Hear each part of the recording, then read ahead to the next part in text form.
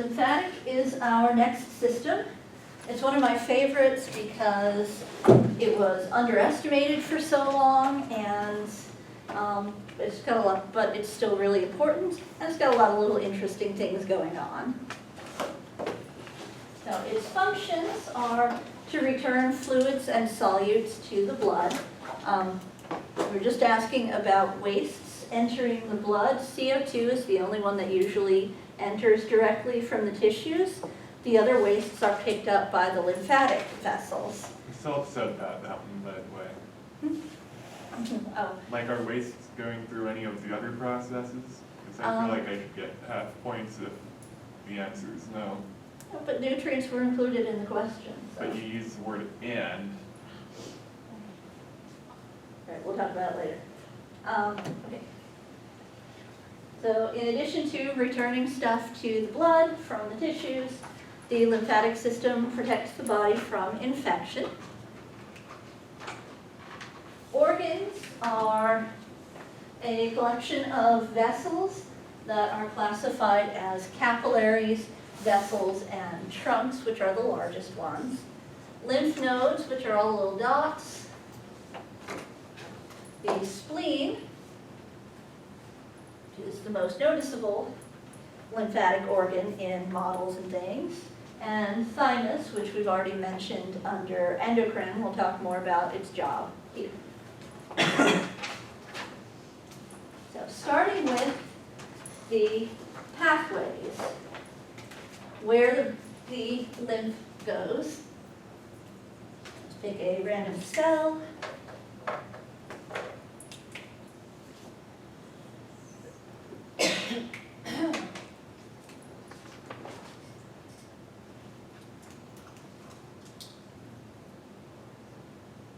Fill in a couple of vessels that go into the superior vena cava.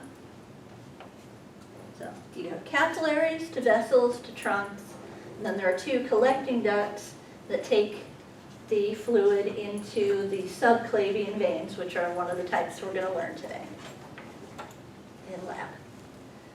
Lymphatic capillaries start at the tissues.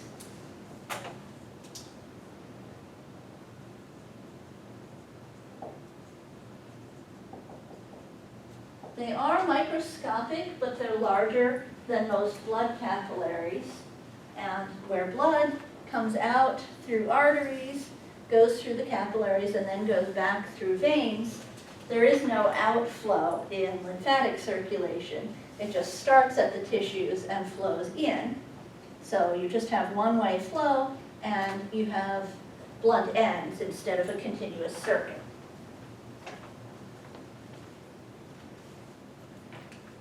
Capillaries come together into lymphatic vessels.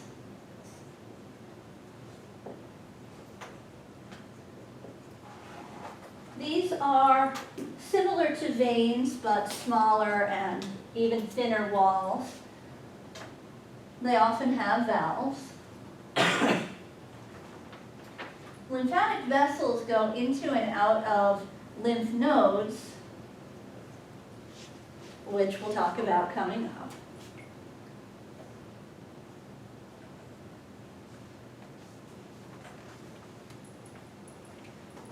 So these portions are the lymphatic vessels. Those little bulges are mostly because of the thin wall. There's often a little bit of backup right by the valve.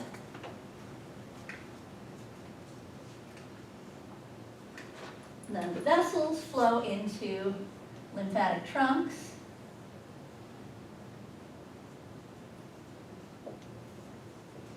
The trunks actually have names based on their location. You don't have to know any of them, but you'll see them labeled on some of the diagrams.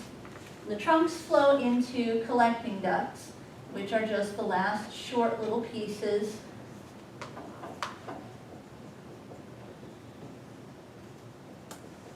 that go into the blood.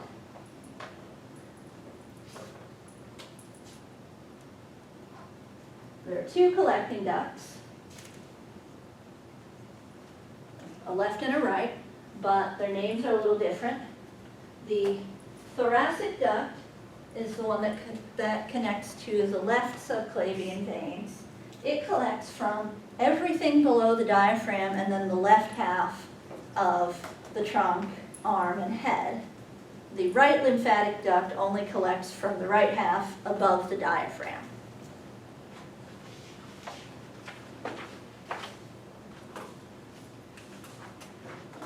So there's your basic flow chart and a diagram of where the fluid comes from for each duct.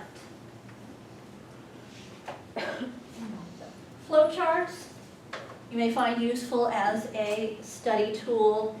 We've done a couple of things already where there's literal flow happening like this and the path of blood. What we did with this hormone controlling this gland, controlling that gland, is a flow chart. So you can do them for things happening in order, for steps in a sequence, that kind of thing. So if you're more visual than verbal, you might like flow charts over outlines for a lot of things.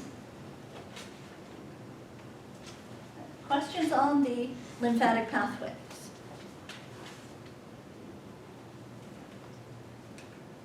So the lymph itself, like plasma, is mostly water. The solute content is similar, but it doesn't have those major proteins, the albumin, fibrinogen. It does have gamma globulins, which are also called antibodies. And we'll talk about those a lot in this chapter. Cellular wastes go mostly into the lymph because the capillaries just don't pick up as much of the fluid. What they do pick up is mainly the water. And for the same reason, other things that are secreted by the cells often go into the lymph. The lymphatic capillaries are more permeable, so except in places where the blood is more permeable, like in endocrine glands, most of the secretions will end up in the lymph. And then any pathogens that enter the tissues go into the lymph rather than the blood, and this takes them along pathways, especially the nodes, where we can try to fight them before they get out of hand. So, lymph forms because of not all of the fluid filtered out of the capillaries being absorbed. The fluid in the tissues is interstitial fluid. It makes up the largest component of your extracellular fluid. What makes it go into the lymphatic vessels is hydrostatic pressure. As more fluid accumulates here, it pushes against everything around it. That sends some of it back into the plasma, but also some of it into the lymph. The walls of the capillaries are a little bit like valves where they're overlapped, and the extra fluid pushes in and kind of opens one flap, so the fluid gets in there. And that's what's shown here.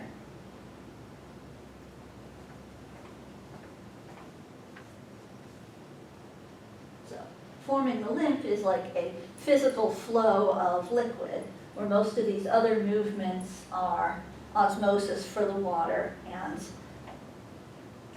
other techniques for other solutes, except for here the filtration is also physical movement of the fluid. Questions on lymph?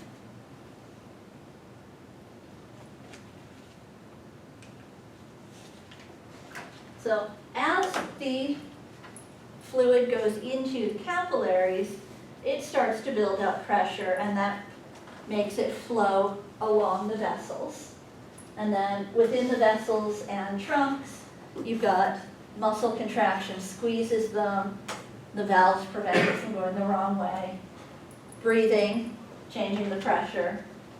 So same mechanisms as in veins help make sure the lymph flows, unless it's coming from the head, upward.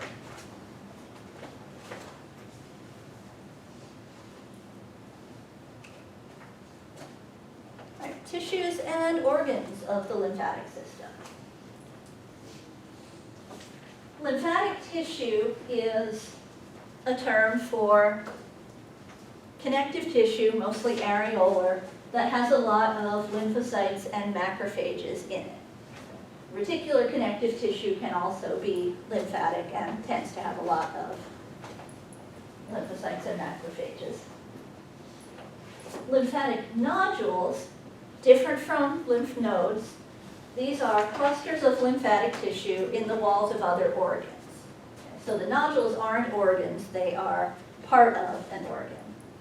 The general term for them is MALT, which stands for mucosa-associated lymphoid tissue. Two specific examples are Peyer's patches in the walls of the small intestine and tonsils in your throat. So tonsils aren't really organs, they're part of your throat that has a lot of lymphatic tissue, enough that it makes a bulge. So there's a structure there you can see. Lymph nodes are the smallest organs of the lymphatic system. Most of them are less than 1 inch across. They're roughly oval in shape. They have a capsule around the surface made of reticular connective tissue. That's the one with the fibers making the little scaffold, gives it some structure. And then there are some dividing walls that come in from the capsule. These are called trabeculae, like in spongy bone, but you don't have to know that one. The areas that they divide it up into are called lobules. And then there are lymphatic nodules in the lobules.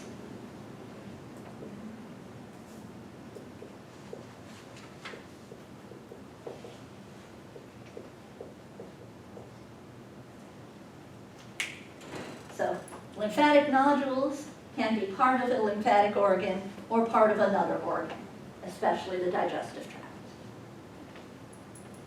Several vessels will enter a lymph node.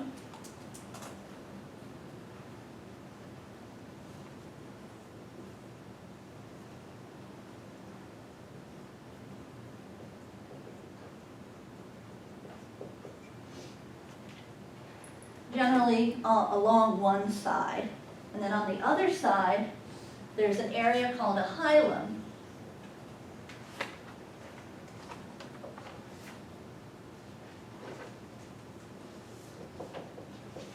Where lymph exits the node into new vessels. There are also blood vessels that connect there to provide oxygen and nutrients to the lymph node. The hilum is a term we're going to see in several other organs throughout the semester, and it's always when multiple tubes connect in one place.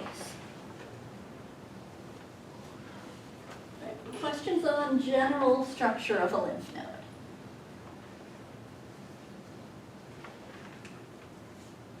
The function of the lymph nodes is to look for pathogens in the lymph and fight them off before they can get to the blood. The lymphatic nodules have B lymphocytes.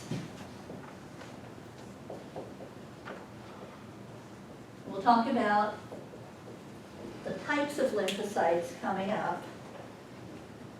B specifically make antibodies. And they're generally found clustered in the middle of the nodule in an area called a germinal center, which is where they're dividing so that there's more of them to fight a pathogen. And then macrophages to clean up the mess they make and eat some of the pathogens, because the B lymphocytes just need enough of them so they can recognize what they're supposed to fight. The macrophages get rid of them.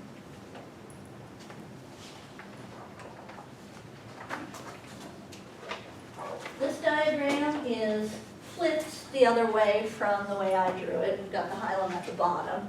So this would likely be one of the lymph nodes in the neck if it's flowing downward. These are the lymphatic nodules within the lobules within the node. Anytime you see "ule" in a word, it means little. So lobules are little lobes, nodules are little nodes. Yep. And venules are little veins, arteriole, slight variation, little artery. This is what lymph nodes look like in the microscope. You can pick out the nodules and see the capsule and part of the dividers.